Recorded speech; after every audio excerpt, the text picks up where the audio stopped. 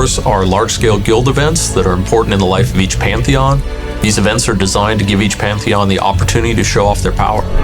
Pantheons. These are our equivalent of guilds, a familiar concept for MMO players. Any Pantheon can participate in these wars. The only requirement is that you have recruited 100 young gods. These are experienced players who have unlocked their god forms. Players will participate in these battles to fight for the title of the greatest Pantheon in all of Aeolon. Our single server architecture allows us to put all the Pantheons from a single territory into competition with one another to see who's the greatest.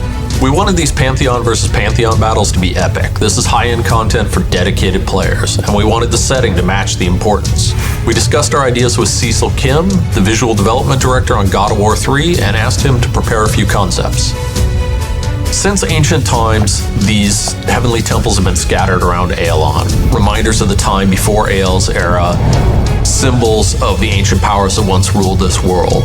To this day, these temples still contain objects and relics of unimaginable power. And it's controlling these temples and unlocking their secrets that's the goal of many gods and immortals on Aeolon. And it's fighting for control of these temples that the Pantheons wage war. A heavenly temple is a complex architectural structure, a huge building in the center surrounded by fortified walls. Giant bridges approach it from all two sides, and the only way in is blocked by ancient gate. Pantheons start to fight for control of the heavenly temples on Saturday evening. They decide who will seize which temple, and every line in an auction is for one such temple. 2 hours are allocated for auctions, during which Pantheons are paired, deciding who will fight with who. This decision is exclusively based on bids made by the Pantheons, and the sum prestige of the Pantheons is not taken into account. If the auction is not happening in the first week, each temple probably has an owner, just as it was in Allods Online. The owner obtains a reward from their temple, but they can also try to steal another temple, therefore increasing their weekly reward. Once the auctions are finished, the battle for the heavenly temples takes place through the rest of the week. In the Battle of the Pantheons, we divide the entire complex into PvE and PvP maps. 100 people from each Pantheon, which we divide equally between PvP and PvE players, take part in the battle. PvE players are divided into 5 raids of 10 people, and depending on whether you are defending your temple or attacking another one, the map topology and gameplay will change. Initially, 50 PvP players are divided into 3 maps with different types of gameplay. 15 versus 15 control points, 10 v 10 capture the flag, and 25 v 25 king of the hill. For example, in the Battle for the Gate map, we have something similar to flag capture, but it's not the flag capture we're used to in other games. We have divided it into 2 parts. The first phase involves players attempting to steal energy crystals from the enemy base and bringing them to the center of the map. In the center, there is an ancient artifact that can turn the energy crystals into a key. The second phase involves taking the key to the gates and opening one of 3 locks. After all 3 are unlocked, you can then get into the center of the temple. The first team to do this is the winner, and the losers are not allowed inside the gates.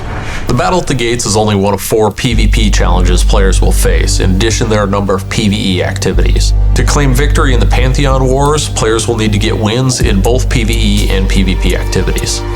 Players have 2 hours, and all events take place in parallel, with the exception of the final battle.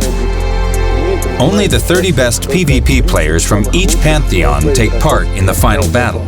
The final PvP battle is the culmination of the Battle of the Pantheons. The strongest players from each Pantheon will participate in this challenge.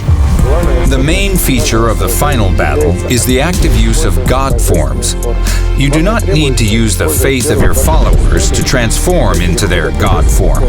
Where necessary, it can be activated for any player without using any resources. Control of the heavenly temples is not just for the bragging rights of your Pantheon, but for the rewards which they provide. Things like custom mounts, improvements to your progression in the Ascension Atlas, and unique status costumes.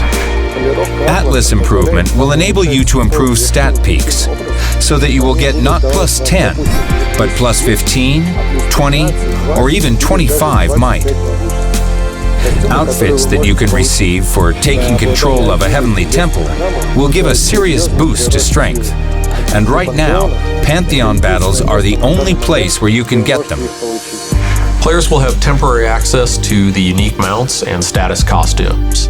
The reason this access is temporary is because we plan to make seasons, and between each season, we'll create new rewards or improve the rewards from the previous seasons. This was just a quick overview of one of the high-end content types in Skyforge. In addition to Pantheon Wars, players will be able to look forward to raids, invasions, and a number of other systems we'll talk about in future dev diaries. Stay tuned, follow our news updates, or follow us on your favorite social channel, and we look forward to seeing you in-game.